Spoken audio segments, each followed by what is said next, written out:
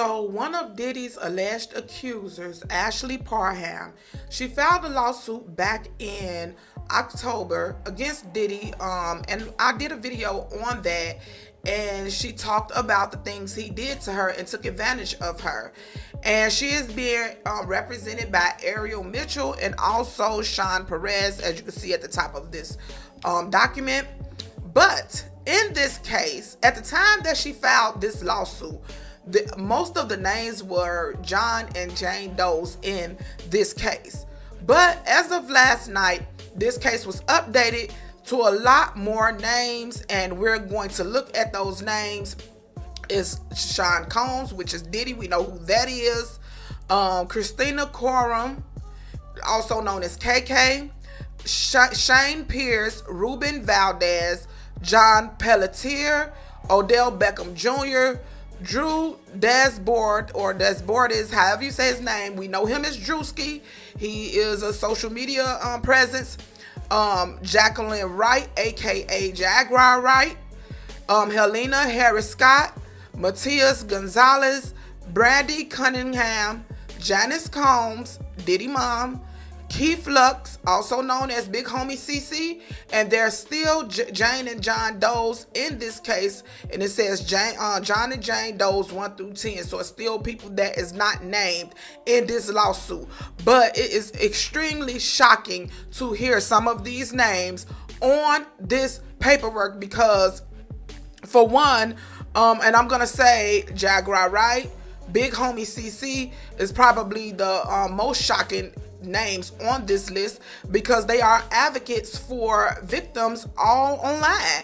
We all know that. So yeah, it's really shocking, the names that you see on this document.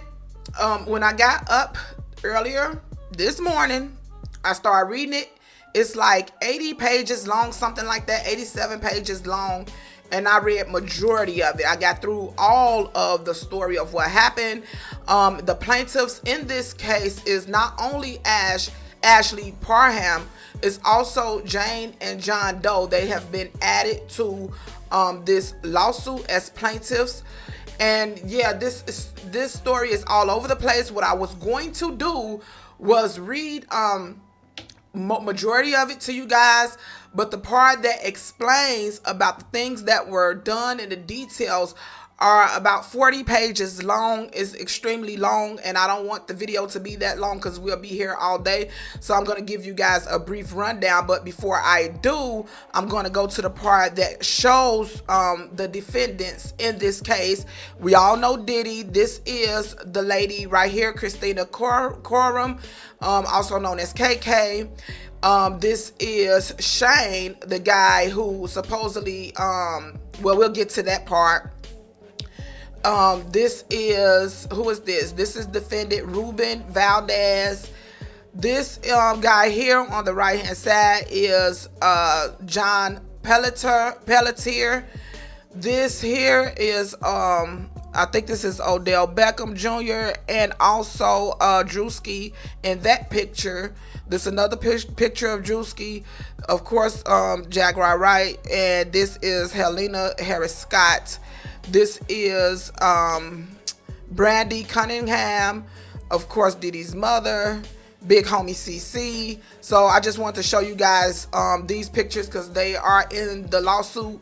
And I'm going to try to give you guys a brief rundown, and you guys can look this case up and read it in full for yourself because it is extremely long, and I read majority of it. I got through the entire claim, and the last several pages was basically the lawyer explaining what the actions of these people caused on her client and what they're seeking from the court. So I didn't go through all of that yet. I will continue to read the rest of that, but yeah, it's very long. And everything in this video is alleged. I'm only reading information that's been put out to the public, that's in documents that I did not create, okay? So everything in this video is alleged. I know it's people names in here that are in situations that yeah, they need to deal with. Not Nellyville problem. I'm only reading what's in public documents, baby. So please don't come over here on the Nellyville show with the BS. This not that. Okay? because I normally don't name people names on my channel unless I got to. But when you put in the public's eye or in a lawsuit that public people can see, not my fault. I'm going to read it, okay? So with that being said, I'm going to try to give you guys a brief rundown. I don't know if you guys know the story of Ashley Parham. I did do a video on it back in October, I believe it was, and other people did too. I don't know if you guys are familiar with it, but just in case you are not, I'm going to give you a brief rundown of what happened to her. She is a young lady that said, and I might miss several parts, but I'm going to try to just do it as quickly as possible. She is a young lady that said she went to a bar with some friends one night, something like that. Everything might not be exact, but she went to a bar with some friends. She ran into the guy named Shane that is a defendant in this lawsuit, and somehow they got to chit-chatting, and he tried to make himself look good by calling Diddy on his phone to, just to make himself look good in front of the people that was around him, to make it look like, okay, I know celebrities, let me call them so I can show out. He did that type of thing. And he called Diddy on the phone, and Ashley, she was not impressed, and she said that, I'm not impressed, and she felt that Diddy had something to do with Tupac's unaliving, and she said that out loud, and Diddy heard her through the phone. This is what she claimed, okay? She also said that after that, something about Diddy said that he's gonna make her pay for it or something like that, but whatever. So a month passed. She's still in contact with Shane for whatever reason, I don't know, but Shane give her a phone call and invite her over. So this is like a month later. She go over to Shane's house. Supposedly he has cancer or something, and she is coming over there to help him with his meds and stuff like that. When she get there, he invited her to go on a short little drive in his new car, and they went on a drive and came back to his apartment, which was basically the bottom level of a house that he was renting from the lady who owned the house that lived upstairs. So he was renting the bottom level. He left the front door open, and about 30 minutes later, Diddy showed up with KK and a couple of the other defendants on this lawsuit. And so according to her, they then proceeded to SA her. Diddy and Odell Beckham Jr., Drewski, and I'm trying to make sure I didn't leave nobody out. The lady KK, however, was the person that was basically standing on the sideline to administer substances. She also tried to insert an IUD in Ashley, but the IUD somehow malfunctioned, so she was not able to insert that before they SA'd her. It didn't work, so they still proceeded to SA her. They used a remote to SA her, a remote control to a TV, and all type of stuff, right? In the midst of this, after they did all this to her, now big homie CC was also there, but it's not said that he physically did anything to her.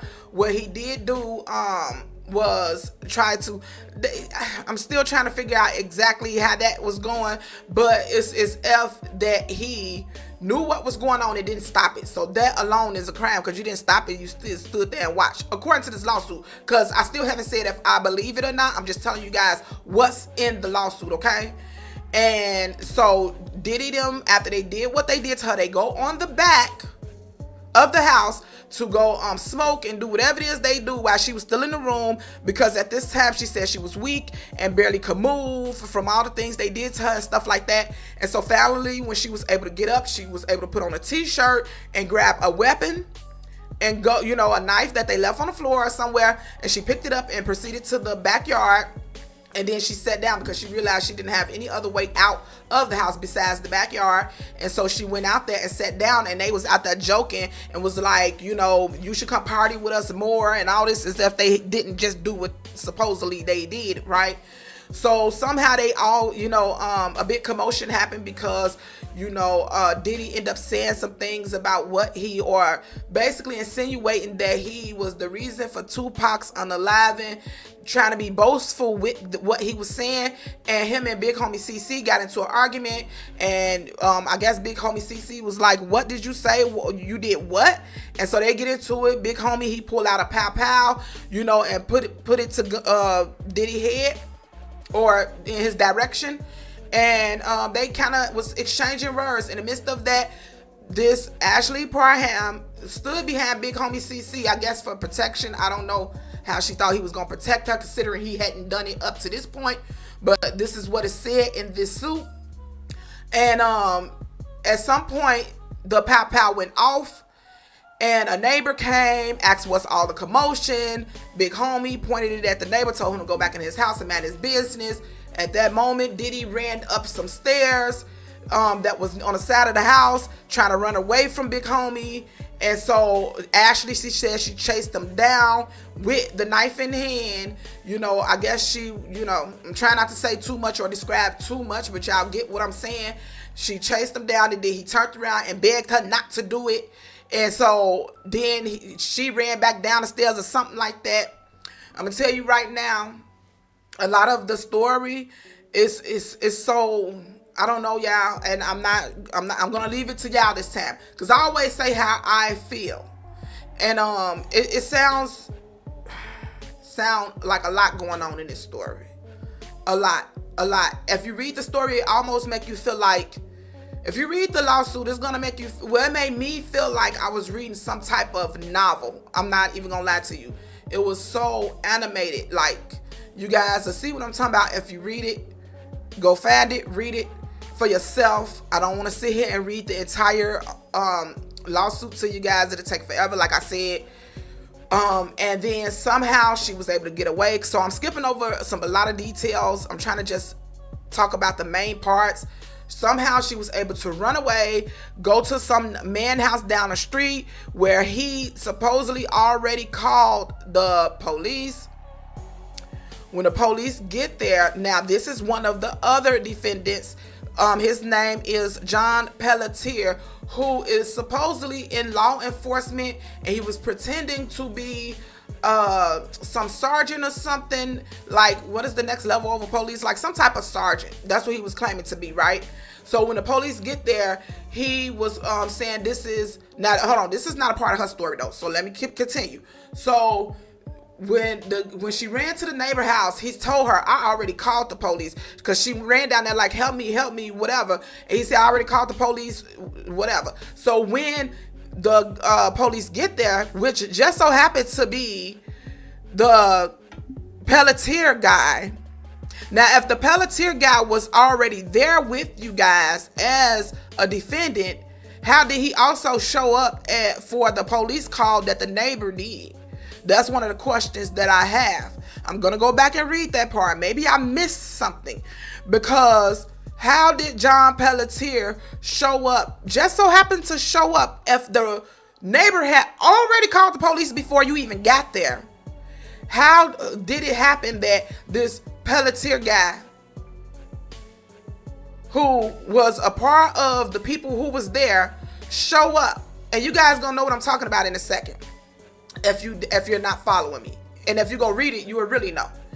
So somehow the police officer or the sergeant, whatever you want to call him, talked to the neighbor, gave him an envelope. The neighbor, he went in the house and basically told her, if you want to spend the night, you can. They did not do any police report or anything, and basically brushed it off, was not trying to hear her claims, basically. Okay, so then she ended up going and spending the night. Or she went back down to the Shane house to get her clothes. That's what she said. She went back down there to get her clothes and her purse, because she couldn't find her purse and her car keys and stuff. So when the police left, she ended up going back down there, which is, again, another strange thing to me. Why would you go back instead of call the police again or try to do something? I don't know. I'm not trying to judge y'all. I'm really not. But those are questions that any one of us would have. Like, why would you go back if these things just happened to you? Why would you go back, especially if you just had an officer who did not believe you? and did not help you. The neighbor didn't help you, and you go back into such a horrible situation. Anywho, she go back to get her purse or whatever. The Shane guy, he end up returning, telling her she could just spend the night. He's not going to give her her purse or her clothes or anything because she was basically under the influence from the stuff they had gave her, and it was best if she just took a nap. And so she said the next morning she woke up, he came back, gave her her purse and everything, and she left. Okay? Now, after that, it talks about how she said she went to the hospital. She went and sought professional help and stuff like that. I'm going to move on because I need to move on to the Jane and John Doe situation. Now, if you guys read or remember the original complaint that was filed back in October, the Jane and John Doe, Ashley Parham, did not really mention them as plaintiffs. She just said she mentioned them. They were mentioned in that lawsuit, the original lawsuit, but you couldn't tell if they was defendants or plaintiffs or what. But now we know what they were. They were plaintiffs according to them. Okay, and this was supposedly supposed to be a mother and son who was also kidnapped by the hands of, I can't remember the exact story, but it definitely has something to do with Jaguar Wright and the other lady, Helena Harris Scott, who drove them to Diddy's location when they was tied, their hands was tied up, and they drove them to the location where Ashley Parham was at when the incident happened to her. So all this is happening at the same time. So now this is the point of view of Jane Doe and John Doe. Okay, that's the plaintiffs in this case. So now they show up, and in the midst of them showing up to this location, now they there for a whole totally different reason. But obviously, according to the story in their story in this lawsuit, somehow they mixed up with the Helena Scott girl or woman, because she supposedly had claims against Michael Jackson or something. I gotta go back and read that because the story is just crazy, y'all. Y'all gotta go read it, okay? So they wanted something from them. That's why they kidnapped them. And the drivers that took them to Diddy were Jaguar Wright and the Helena woman, okay? According to this document, not Nellyville. That's what this document say, okay? And when they get there, they not letting them leave. They basically hitting them with the pow in their head and all type of stuff, trying to get them to sign some paperwork for something they had going on. In the midst of this, they are watching the entire event, what happened to Ashley Parham, take place. So they watching her being assaulted. They're watching everything Diddy and Odell and Drewski did to her. They actually see it. They describe what they seen. They also described the fact that when, after the incident happened to Ashley and Diddy and them went in the backyard to smoke the cigarettes and whatever they was doing, Ashley got up and him and his mother, which was the Jane Doe, was trying to find a way to get untied and get out of there and escape themselves. But they had a guy on the front door. One of the John Does was at the front door, so they couldn't get out the front door. And so the only way out was through the backyard. They end up going in the room with Ashley and calming her down, letting her know, hey, we here to help. We're not here to do anything to you. We're trying to find a way out of here too. So once they made her realize that, we're not here to hurt you, we trying to get out too. They described their story of trying to get out of there and was being able to escape and stuff like that too. So that's what's going on with this lawsuit, because it's so many other small details, y'all.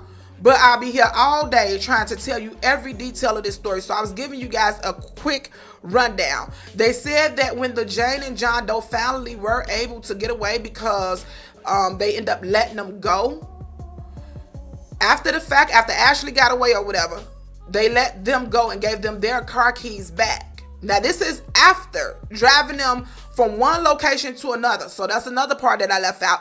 They was driving this Jane and John Doe around to different locations, which is being named as safe houses in this lawsuit, as if there's some type of underground enterprise that Diddy had going on with these people. This is not, according to this lawsuit, this is something that's been going on the way they describe it. It's something that is bigger than this lawsuit, and this is something that they have done on a regular basis, and they have many locations for safe houses and stuff like that to take people to that they manhandle and do things to and threaten, okay? So they had took them from Nevada to California, then back to Nevada. So they had crossed state lines and basically kidnapped them, put them in an SUV, took their truck away from them, and had one of the other John Does in their vehicle following them while they was trying to find a location to take them to do whatever it was they wanted to do to them. Eventually, they ended up in the same location with Ashley Parham, and they witnessed everything that happened to her. Okay? So that is the basis of this case. That's what's going on. I don't know what to believe in this case. It's very shocking, especially like I said with Big Homie CC. He promotes, protecting people, women. He talk about it. He's done many interviews. I admire him. And to hear his name being named in this lawsuit and described in this way is almost unbelievable. In the same token, with Jaguar Wright, the same thing. She, is the type of person that always been online to expose and let people know the truth about the industry, what she says is the truth about the industry and things like that. And so to hear these things, I just don't know. I recommend people to just go seek some legal help immediately, baby, because I don't know what's going on here. Now, when it comes to Ariel Mitchell, I don't know everything in this video. Let me say again, it's alleged, okay? You got a problem with anything I said in this video, take it up with this document, okay? Straight up. But with Ariel Mitchell, in my opinion, I just, from the beginning, when it comes to her and her stories and her clients, or one of her other clients, it just seemed like lies to me. And I ain't talking about with this actual lawsuit, is one of her other lawsuits, and it just seemed like big fat lies. And I do not find her credible, in my opinion, because it seemed like she represents the bottom of the barrel clients from what I've seen in the past. The ones that can't go to some of the bigger lawyers because they're not going to fool with it, because it seemed like foolishness.